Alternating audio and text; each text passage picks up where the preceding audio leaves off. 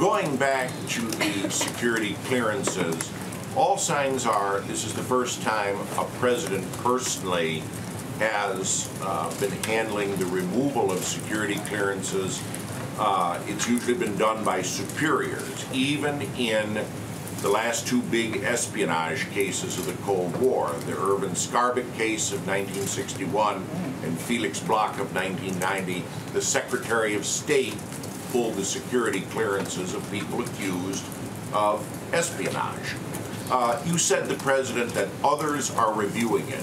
Who are these others reviewing it, and does the President take a personal role in the potential removal of security clearance? Certainly the President has the constitutional authority to do so.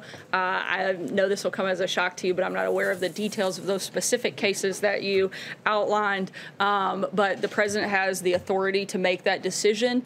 He's also consulting with members of his national security team and members of his legal team here at the White House to make those decisions.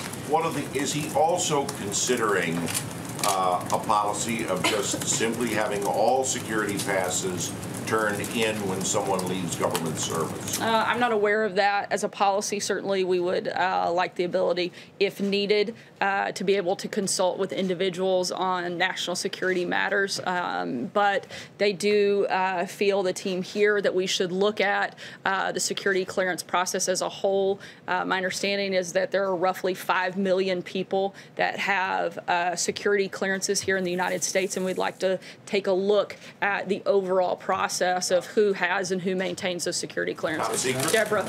Yeah, you're right about the President having constitutional authority, as far as I understand, about security clearances as well as pardons. So I guess the question I have is, even though he has that authority, is anybody in the White House thought about putting together boards that would look at security clearances for former personnel and pardons as well? Because the President doesn't seem to be consulting the pardon attorney in the AG's office much. Is he consulting people? Has he thought of doing something that would be more transparent, perhaps? Certainly, as the review of the security clearances, there is a working group that is looking at the overall security clearance process and who maintains those and whether or not those are needed across the board within government. In terms of the pardon process, again, the President has the authority to carry out those decisions. He takes input and looks at them on a case-by-case basis. Kristen. On that Thank you, Sarah. Kristen, go ahead. Go ahead. Sorry. On that, you said that there are people who are looking at security clearances. Can you tell us who they are? There are a number of members on the national security team. I'd have to get back to you. I know that the Chief of Staff is involved in that process.